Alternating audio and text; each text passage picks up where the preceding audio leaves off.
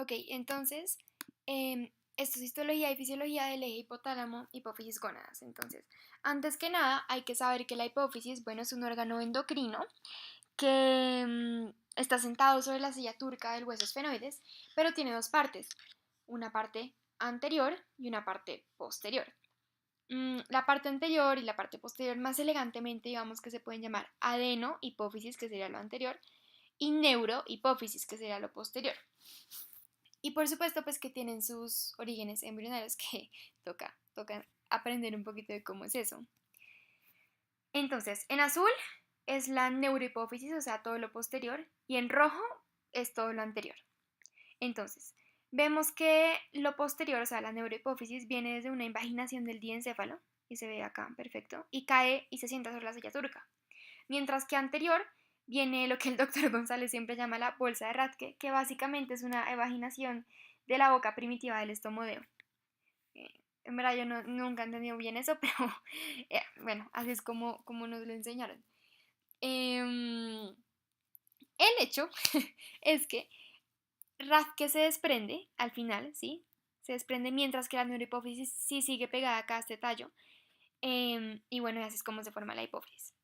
Entonces, y bueno, como decía, queda adentro de la silla turca y sobre pues el hueso esfenoides.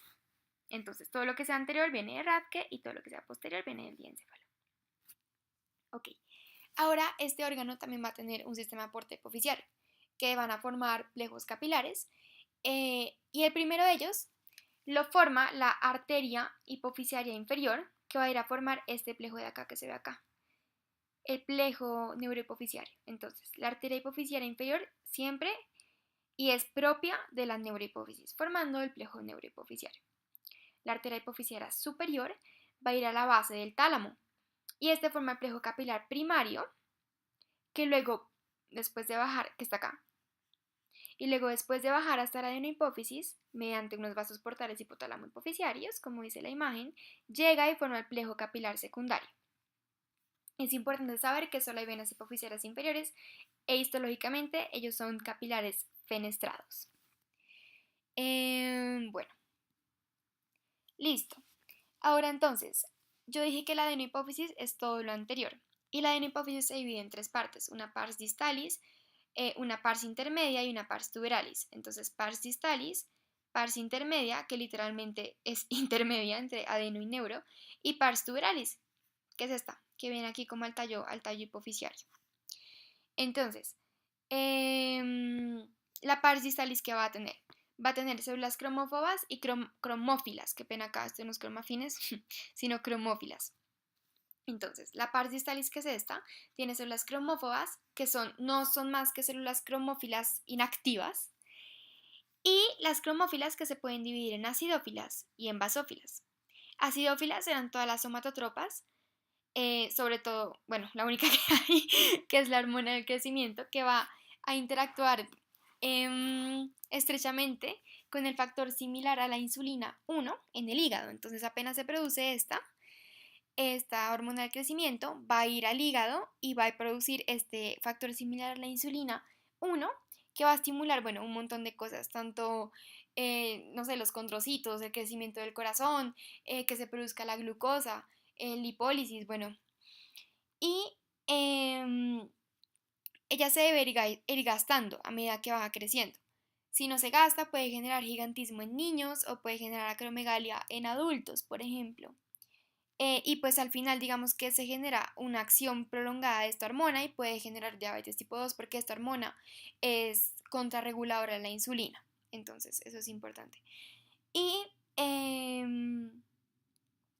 otra cosa es que la testosterona y los estrógenos en bajos niveles van a aumentar la hormona del crecimiento, pero ya cuando ya sea digamos que el estirón de la pubertad, que es cuando pues se genera una producción alta de testosterona y estrógeno, entonces ya se deja de producir tanta hormona del crecimiento y entonces se inhibe. Bueno, y las mamotropas o las lactotropas, que pues es la prolactina. Entonces, bueno, pues básicamente la prolactina puede aumentar como hasta un 50% el embarazo y la lactancia. Es importante porque ella se estimula mediante la succión del pezón y pues la estimulación de la areola también. Bueno, y también se tiene, aparte de las células acidófilas, las células basófilas, que van a ser las corticotropas, que van a producir ACTH, y ACTH, si revisan el eje, va a ir a producir cortisol en la glándula adrenal. Las tirotropas, que ellas van a producir TSH y luego van a ir a la glándula tiroides y van a producir T3 y T4, y luego las gonadotropas, que ellas van a producir FSH y LH. Ahora, la parte intermedia va a tener folículos cromófobos y células basófilas productoras de POMC. POMC es la propiomelanocortina, que básicamente es un estimulador de los melanocitos. Y la pars tuberalis, que va a estar muy vascularizada, porque va a estar por acá. Y bueno, la neurohipófisis simplemente va a tener axones directos desde el hipotálamo, tanto el núcleo supraóptica como el paraventricular. El paraventricular, la mnemotecnia es para parir, entonces oxitocina, y el supraóptico la vasopresina, o la ADH por sus siglas. Y bueno, pues histológicamente hablando, también va a tener pituicitos, que son células de la glía que están allí, y cuerpos de Herring, que son una reserva de la terminal sináptica de lo que secretan estos axones acá. No lo puse ahí, pero bueno, pituicitos y cuerpos de Herring, por si acaso. Y listo.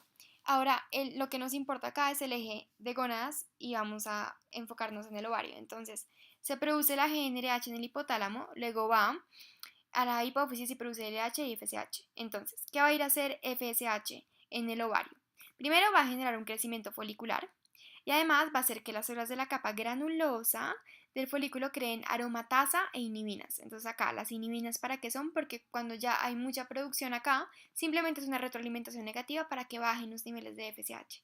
Y la aromatasa, ya voy a decir para qué funciona.